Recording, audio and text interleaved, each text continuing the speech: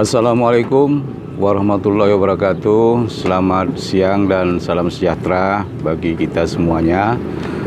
Selamat datang di channel Kahfi Tambunan WI Madya. Selamat bergabung kembali. Hari ini kita akan melanjutkan tutorial yang kemarin sudah kita sampaikan pada part 1. Hari ini kita akan masuk kepada tutorial kedua, yaitu part 2. Sebagaimana yang saya sampaikan pada pertemuan kita pertama, bahwasanya kompetensi dasar yang harus dimiliki seorang calon pegawai negeri sipil itu, yang pertama itu adalah terkait dengan aspek perencanaan dan juga aspek keuangan. Itu yang kemarin yang sudah kita sampaikan. Pada hari ini saya akan melanjutkan yang ketiga, yaitu tentang aspek pengadaan barang dan jasa. Kenapa ini penting? Karena apapun program kegiatan yang dilaksanakan dalam sebuah organisasi perangkat daerah, maka outputnya itu adalah barang dan jasa. Kita mengetahui banyak sekali teman-teman kita atau senior-senior kita yang pada akhirnya berurusan dengan persoalan hukum hanya karena proses adanya kesalahan di dalam proses pengadaan barang dan jasa ini. Inilah kompetensi yang harus dimiliki juga oleh seorang calon pegawai negeri sipil, dan mulai sekarang saudara harus bisa menimba ilmu pengetahuan tentang barang dan jasa ini. Kemudian yang berikutnya adalah kompetensi di bidang manajemen kepegawaian. Ya, manajemen kepegawaian. Ini juga penting bagi kita, bagi seorang ASN, bagi seorang pegawai negeri sipil, karena dengan kita mengetahui kompetensi di bidang manajemen kepegawaian ini akan memunculkan motivasi bagi kita. Motivasi untuk berkembang, ya, motivasi untuk bisa berkembang kepada jenjang jabatan yang lebih tinggi lagi. Ya, kita harus mengetahui apa ini maksud dengan proses pengadaan pegawai negeri sipil, proses penetapan formasi pegawai negeri sipil, proses tentang kenaikan pangkat bagi seorang pegawai negeri sipil, kemudian tentang pengembangan karirnya. Ya, ini semua diatur di dalam manajemen kepegawaian. Ya, apalagi misalnya pada saat ini pemerintah membuat suatu kebijakan penyataraan jabatan struktural ke jabatan fungsional. Ya, tentu di dalam jabatan fungsional ini proses kenaikan pangkat bagi seorang yang menduduki jabatan fungsional ini diatur, ya, secara khusus dengan target-target perolehan angka kredit yang sudah ditentukan. Ini semua bagian daripada manajemen kepegawaian. Itulah kompetensi-kompetensi dasar yang harus dimiliki, di mana dalam kompetensi yang 4 ini tadi, ini kita kategorikan masuk kepada kelompok peningkatan kemampuan kognitif kita sebagai seorang pegawai sipil.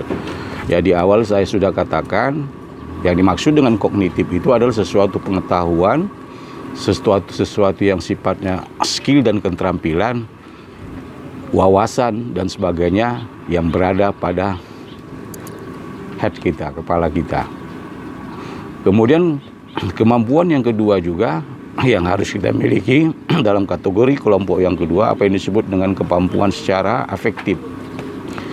Jadi kalau kemampuan secara afektif ini harus seimbang dia dengan kemampuan secara kognitif. Apa ini maksud dengan kemampuan secara afektif?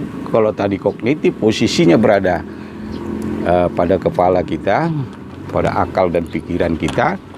Namun kalau kemampuan secara afektif ini posisinya berada pada hati kita, ya, pada kalbu kita, ya, kejujuran kita, kemudian kemampuan kita untuk melakukan kolaborasi, kerjasama, kemudian kesabaran kita, bagaimana kita menghargai orang lain. Ini bagian-bagian dari kemampuan afektif juga yang harus kita miliki. Nah, tentu saja ketidakseimbangan yang terjadi antara kemampuan kognitif dengan kemampuan afektif inilah ya barangkali yang bisa menimbulkan masalah. Sering kita melihat seseorang yang cukup punya intelektual yang sangat bagus, tetapi tidak seimbang dengan kemampuan afektifnya, akhirnya orang-orang seperti ini akan cenderung memanfaatkan kesempatan yang ada untuk mendapatkan keuntungan, untuk mendapatkan sesuatu peluang yang bisa memberikan kontribusi kepada dirinya secara pribadi maupun secara kelompok. Saudara-saudara sobat ahli media dimanapun Anda berada, kenapa saya katakan kompetisi dasar kedua kelompok aspek ini tadi, ya, kognitif dan afektif. Yang kognitif tadi dari mulai perencanaannya, kemudian keuangannya, barang dan jasa, dan manajemen kepegawaiannya. Kemudian yang afektif, kejujuran kita, kemampuan kita bekerja sama, kemampuan kita beradaptasi dan segala macam. Karena yang dua inilah yang menentukan di awal siapa diri kita sebenarnya. Siapa diri kita sebenarnya. Start di awal ketika kita menjadi calon pegawai negeri sipil, tampilan di awal itu menentukan bagaimana kita ke depan.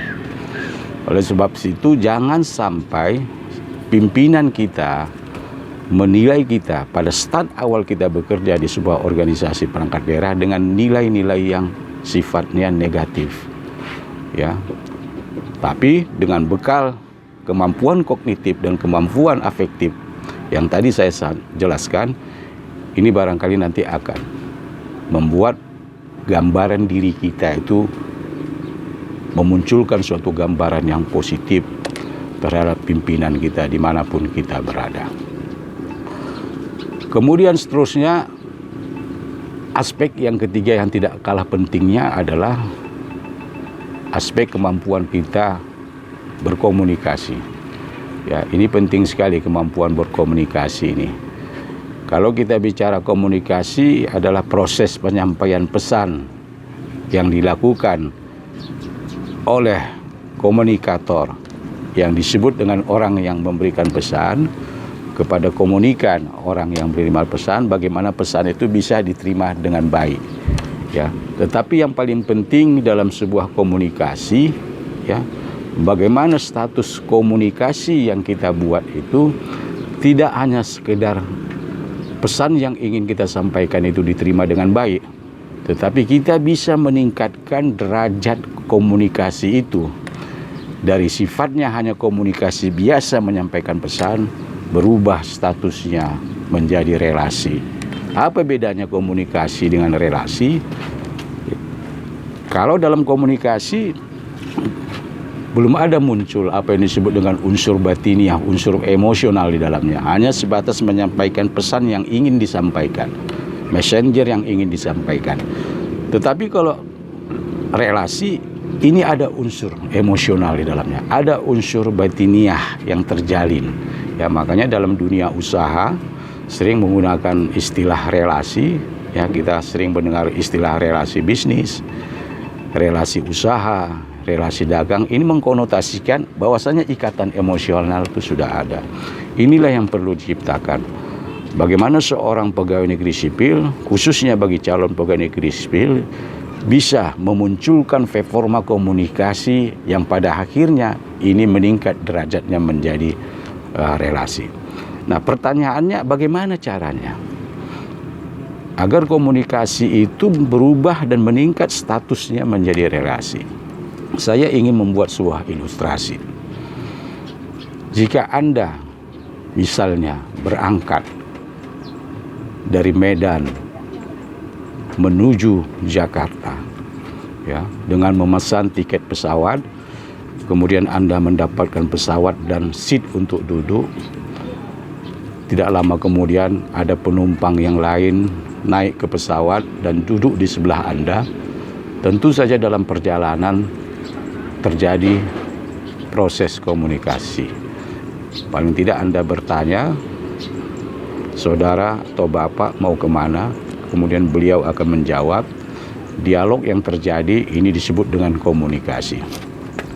Namun ketika Anda kembali dari Jakarta, berjumpa dengan orang yang sama, kemudian terjadi lagi komunikasi lebih intens, Kemudian setelah Anda sampai di Medan 2 hari kemudian Anda bertemu lagi dalam suatu urusan, terjadi lagi komunikasi, ternyata intensitas dan frekuensi komunikasi yang terjadi itu bisa merubah dan meningkatkan derajat komunikasi itu menjadi relasi.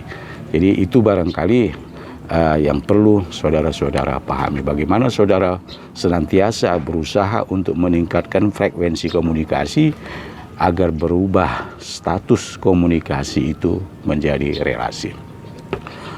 Saudara-saudara sekalian, sobat ahli media dimanapun Anda berada, ya tentu dalam pertemuan kita hari ini, ya saya pada kesempatan ini saya menyampaikan ada 3. Ya, saya menyimpulkan kembali ada 3 aspek secara garis besar yang perlu kita perhatikan, yaitu yang pertama aspek kognitifnya tadi, kemudian yang kedua aspek afektifnya, kemudian aspek komunikasinya.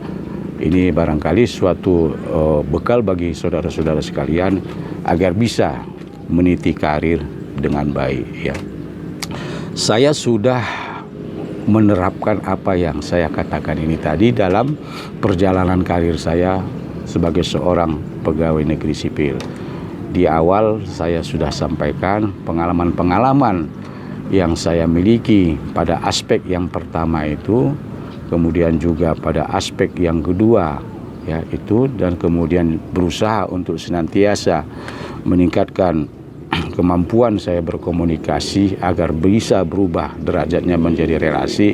Inilah yang membantu saya dalam meniti karir sampai dengan hari ini. Ya, saya di usia 32 tahun pada saat itu sudah diangkat menjadi camat di sebuah kecamatan di Kabupaten Labuan Batu. Kemudian hampir 12 tahun lebih saya dipercayakan menjadi kepala dinas, mulai dari kepala Bapeda, kepala dinas pemberdayaan masyarakat, dan kepala badan lingkungan hidup. Kemudian pernah juga menjadi sekretaris di Badan Pengembangan Sumber Daya Manusia Provinsi Sumatera Utara lebih kurang 4 tahun. Dan sekarang beralih ke jabatan fungsional sebagai Wijaiswara di BPSDM Provinsi Sumatera Utara. Mudah-mudahan dalam part kedua pertemuan kita hari ini, apa yang saya sampaikan ini akan memberikan manfaat kepada saudara-saudara sekalian.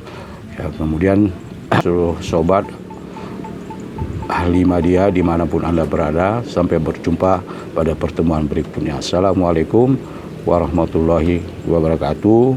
Selamat siang dan salam sejahtera bagi kita sekalian.